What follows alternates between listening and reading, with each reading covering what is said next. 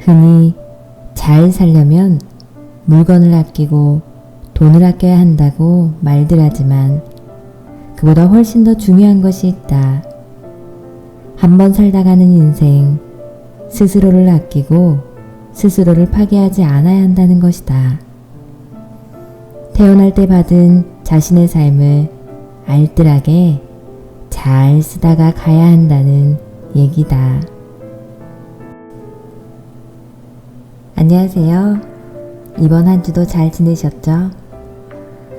2022년이 됐다고 얘기한 게 엊그제 같은데 벚꽃이 만개하더니 어느새 5월이 코앞으로 성큼 다가왔습니다. 언제나 그렇듯 시간은 우릴 기다려주지 않고 열심히 달려갑니다. 시간이 이렇게 빠르게 가기에 우리가 조바심 내며 살아가는 것 같습니다. 아마도 빠르게 지나가는 이 시간 속에 우리 모두 사는 동안 잘 살고 싶다라는 욕심 때문이 아닐까 생각이 듭니다. 좀 더 잘 살고 싶다라는 생각이 드신다면 잘 살 수 있다고 정성스럽게 조언을 해주는 그런 책이 있어 준비했습니다. 산다는 것, 그리고 잘 산다는 것. 명리학자이신 김태규 작가님께서 30년 넘게 운명을 관찰하고 자신이 깨달은 바를 담아주신 사람, 인생, 운명에 대한 이야기가 가득합니다.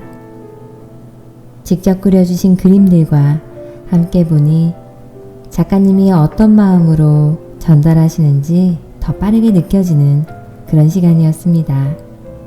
저는 너무 좋아 단숨에 읽고 좋아하는 친구에게 선물해 주려고 바로 한 권 더 구매했습니다.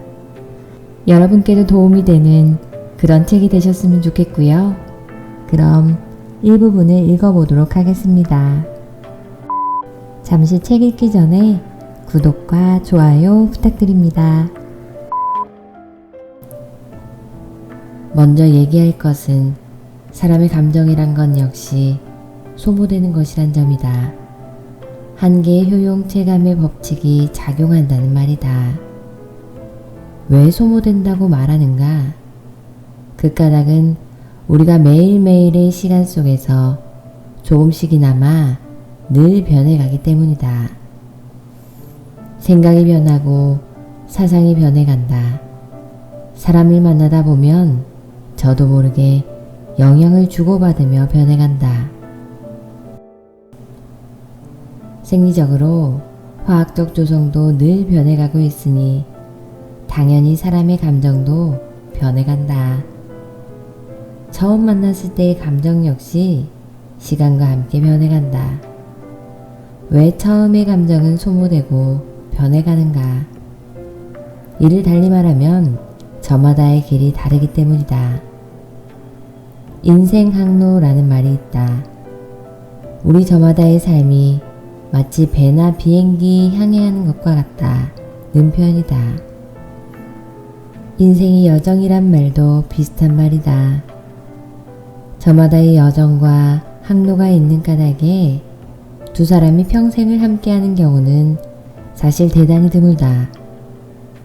평생을 함께하는 것이 오히려 예외라겠다. 수십 년 된 부부도 황혼이혼을 하듯이 한 사람이 서울을 떠나 동쪽으로 길을 가고 있었다. 조금 가다가 같은 방향으로 걷고 있는 사람을 만났다. 서로 말문을 트고 얘기를 나누어 보니 두 사람 모두 동쪽으로 가고 있음을 알게 되었다. 그래서 길동무도 할 겸 함께 길을 가기로 했다. 두 사람은 얘기도 나누고 식사도 같이 하고 숙박도 같이 하면서 즐겁게 길을 갔다.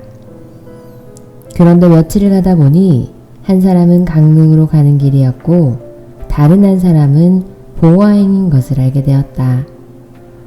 두 사람의 목적지가 다르다는 것을 알게 되었으면 마땅히 원주 외곽에 이르러선 갈라서야 한다. 당연히 그래야 한다. 공교롭게도 비슷한 시기에 서울을 떠난 두 사람이었고 두 사람이 우연히 동쪽으로 길을 가고 있었지만 두 사람이 영원히 함께 길을 갈 수는 없는 일이다. 그러니 원주 외곽에서 헤어지면 되는 일인데 그 사이에 각별한 정이 들었다고 해서 같이 강릉으로 가자거나 같이 봉화로 가자고 상대에게 요구할 수는 없는 노릇이다. 한때 한동안 너무나 좋았던 두 사람이 최악의 관계로 갔다는 것은 결국 강릉행을 강요했거나 봉화행을 강요한 것이라 하겠다. 두 사람 모두 서로를 대단히 좋아한 까닭이고 그로써 집착이 생긴 것이니 그게 불행을 낳는다. 서로가 서로를 아낀다고 해서 마냥 원주 외곽에서 머물 수는 없는 노릇이고 그렇다고 길이 다른데 상대의 길을 따라갈 수 없는 일이다. 인연이 끝난 것인데 서로가 멀어져가는 상대를 향해 원망하고 있으니 슬픈 일이고 힘든 일이 된다. 이를 두고 우리는 흔히 못다한 사랑이라 표현한다. 사람은 고정된 사람이 아니라 매시각 변해가는 것이 사람이다. 젊어서의 열정은 나이가 들면서 어느새 사라지고 세상을 보던 눈도 어느새 달라져 있다. 내 눈에 그토록 아름답던 사람도 세월이 흘러가면서 변해가고 내 마음도 변해간다. 우리의 오간으로 이루어진 거대한 감각의 제국은 시간 속에서 영토의 경계가 부단히 변해간다. 헤어진 뒤 각자가 감당해야 하는 뒷이야기나 여한의 몫이 없다면 그게 어디 제대로 된 사랑이고 진지했던 인연일 수 있을까? 두 사람의 인연은 그렇게 대단히 좋은 인연, 즉 선연이었던 것이고 하지만 오늘에 이르러 마음이 많이 아프니 악연이라 말할 수도 있는 것이다. 단맛을 봤으면 쓴맛도 응당 맛보여야 하지 않겠는가. 단맛도 보고 쓴맛도 보면서 살아가는 그런 인생이 참으로 좋은 인생이라고 나는 말한다. 성공과 실패를 번갈아 겪어가는 것 또한 좋은 인생이라고 말도 곁들인다. 40대를 지나 더 나이가 들면 열심히 사는 것이 힘들긴 하지만 그렇다고 열심히 살지 않을 도리 또한 없다는 것을 알게 된다. 근심 걱정을 떨쳐내고 싶지만 억지로 그렇게 해봐야 되지 않는다는 건 역시 알게 되고 인정하게 된다. 우리가 해외를 떠날 때 필요한 것은 미리 준비할 수 있지만 인생의 여행에서는 뭘 준비해야 할지 사전에 알 수는 없다. 겪어보지 않은 이상 준비해야 할 것을 알 수 없으며 또 미리 근심하고 걱정해봐야 대비가 되는 것도 아니다. 다른 동물과 달리 사람은 미래를 예측하려고 노력하는 동물이다. 바로 이런 이유로 사람은 늘 근심과 걱정을 머리에 달고 산다. 하는 일이 조금 어려워지면 더 어려워질 것 같아 근심하고 반대로 잘 풀린다 해도 혹시 다시 어려워질까 걱정하고 조심한다. 모두 장차의 상황 전개에 대한 것이다. 이처럼 우리는 미래의 상황 전개를 예측해 보려고 애를 쓰고 노력하지만 실은 그게 한계가 있다는 것 또한 알고 있다. 그런 면에서 이는 모순이다. 근심 걱정은 우리의 삶에 있어 긍정적인 역할도 많이 하기에 전혀 불필요하다는 얘기가 아니다. 다만 어느 선까지 할 것인지 또 어느 선에서 그걸 내려놓을 것인지 하는 요령은 삶의 중요한 기술이며 중용의 마음가짐이 필요하다는 얘기를 했다. 미래에 만날 사람을 알 수 없는 우리이기에 우리의 끈질긴 애착과 노력에도 불구하고 미래를 그려낼 수 없는 일이란 점 역시 얘기했다. 운이란 무엇인가를 한마디로 정의하면 그 사람의 열정이라고 말할 수 있다. 하지만 열정이 있다 해서 주변 사람과 갈등이 사라지거나 하는 일이 술술 풀리지는 않는다. 열정이 강하다 보니 때로는 주변과 마찰을 빚는 일도 생긴다. 그러니까 운이 좋다 해서 좋은 일이 풀리고 고민이 없는 상황이 펼쳐지는 것은 절대 아니다. 그런 건 살아있는 한 만나기 어렵다. 인생은 그 전체가 고생이고 고통이다. 그렇기에 시다르타는 인생은 고통의 바다라고 하지 않은가. 그렇다면 운이 좋다 또는 운이 상승한다는 어떤 상태를 말하는가? 가령 문제가 생기면 그로 인해 고통을 받지만 그 문제에 대해 성찰하고 반성하고 어떻게 해서든 상황에 적응하거나 해결하려고 노력하게 된다. 그런 중에 일이 풀리기도 하고 문제가 해결되기도 한다. 그러면 그를 통해 사람은 성장하고 발전한다. 이게 바로 운이 좋다고 하는 것이다. 이번만큼은 안 돼요. 절대 안 돼요. 이런 얘기를 가끔 듣는다. 이건 고통받기 싫다는 얘기일 뿐이다.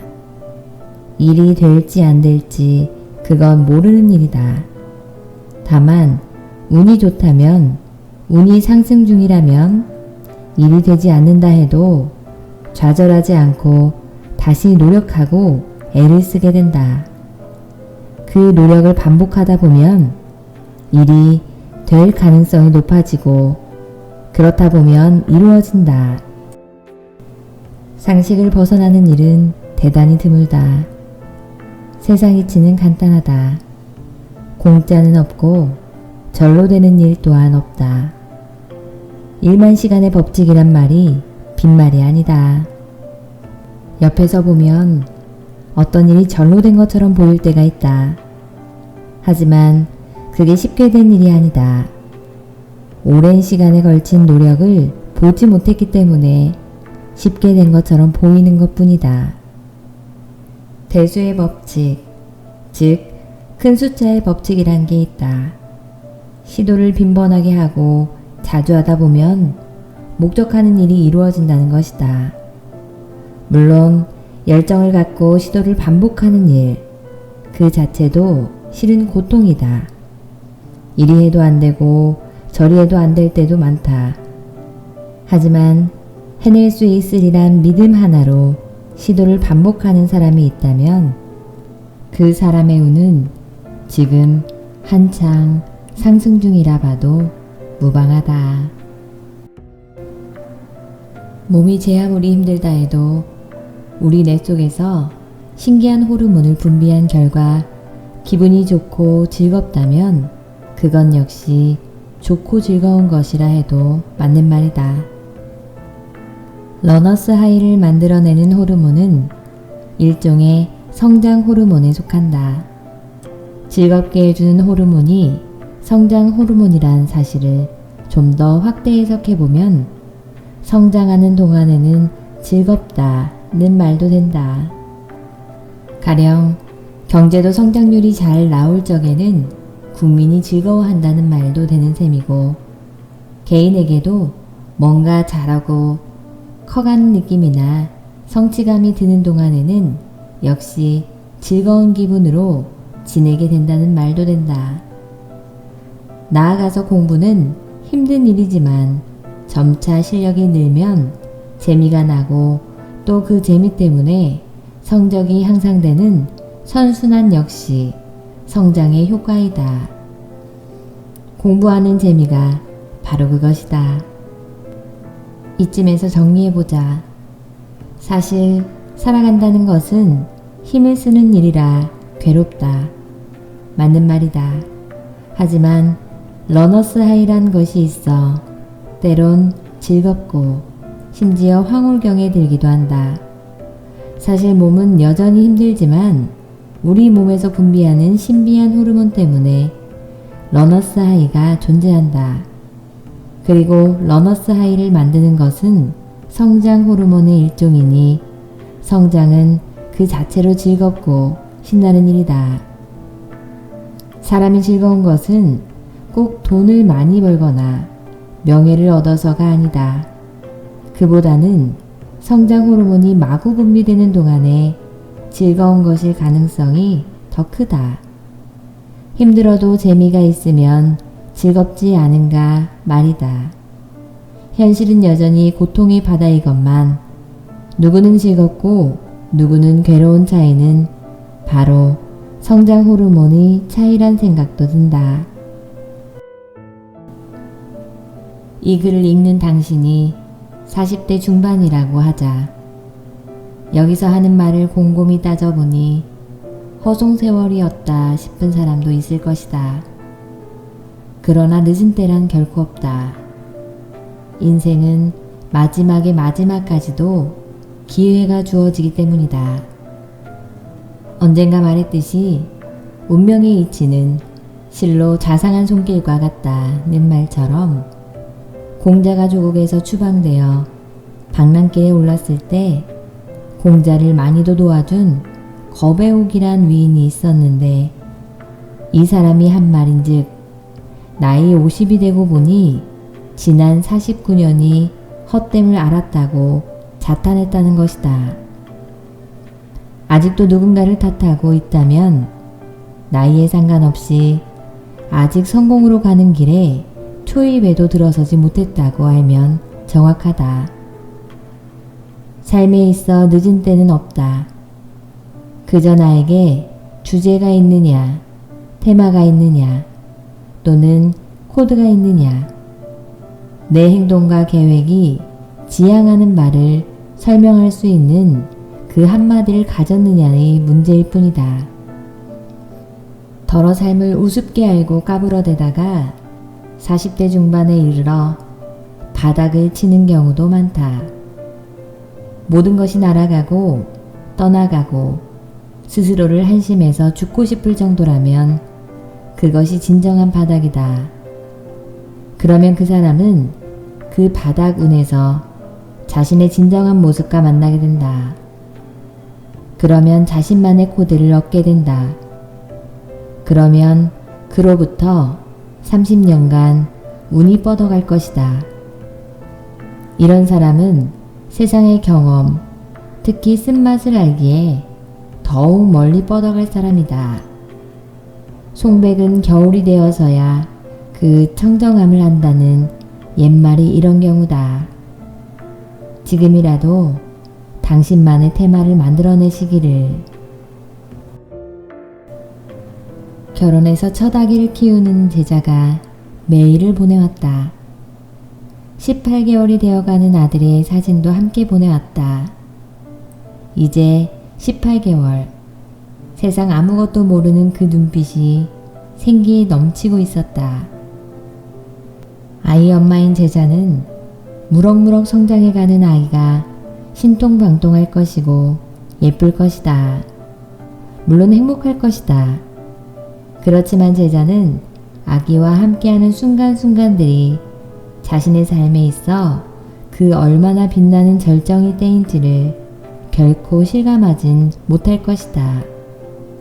왜냐면 절정의 때는 과거에 있었거나 아니면 미래에 있을 것이라 여기는 우리들의 까닭이다. 지금을 절정이라 느낄 수 없는 이유는 우리가 너무 욕심이 많아서만 그런 것은 아니다. 우리가 어떤 시간 속에 있을 때에는 그 시간을 감지하지 못하기 때문이다. 시간이란 물건은 우리가 어떤 시간이 바깥에 있을 때에만 감지할 수 있는 것. 따라서 지금 그리고 이곳은 그 시간 속에 있기에 그건 시간으로 감지되지는 않는다. 그냥 눈앞에 일일 뿐이다. 그렇기에 절정의 때 역시 어떤 시간이기에 지금 그리고 이곳에서 감지할 수가 없다. 그런 까닭에 제자에게 지금의 모습과 행동을 잘 기억해요. 평생 그리울 것이며 훗날 생각해보면 이 모든 순간이 얼마나 행복했던 시간들이었는지를 알게 될 것이란 말을 했다. 상담을 하다 보면 찾아온 사람이 마침 인생의 최고의 시간을 보내고 있을 때가 있다. 최근에 있었던 상담이 바로 그러했다. 하지만 정작 본인은 그게 최고의 시간인 줄 알지 못했다.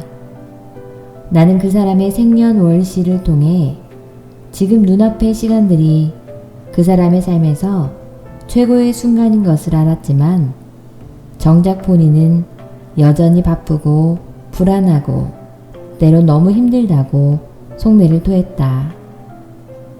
하지만 정작 본인은 힘들어서 때론 숨이 막힌다는 토로를 한다.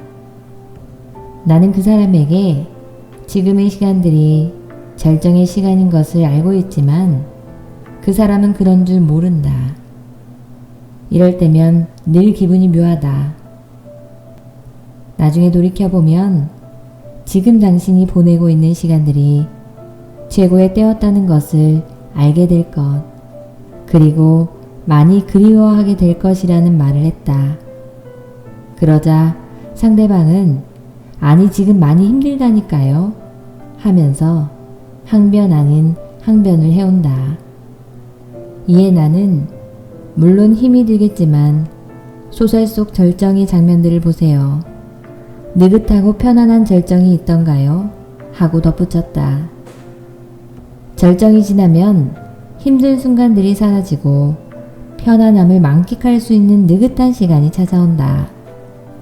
그런데 시간이 좀 지나고 나면 그리고 시간이 더 지날수록 편안하고 느긋한 결말보다도 숨이 막힐 정도로 힘들었던 그때가 인생 최고의 순간들이었다는 것을 서서히 또 문득 알게 된다.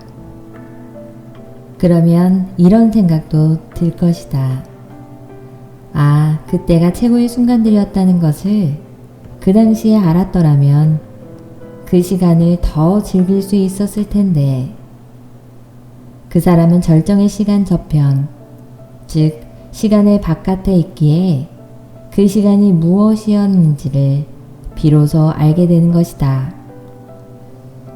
그렇게 인생 최고의 순간, 클라이맥스는 당신이 인생 최고의 고비를 넘기거나 또는 최대의 난간을 헤쳐나갈 때이다. 나중에 고비를 넘은 뒤 또 난관을 헤쳐나왔을 때의 안도감 역시 대단히 기쁜 순간이 되겠지만 그 장면은 클라이맥스가 아니다. 묘하지만 클라이맥스는 한창 진행 중일 때는 알 수 없고 결과가 나았을 때에만 사후적으로 알게 된다. 그러니 어떻게 최대의 고비 앞에서 이 순간을 즐겨야지 하는 마음을 가질 수 있겠는가.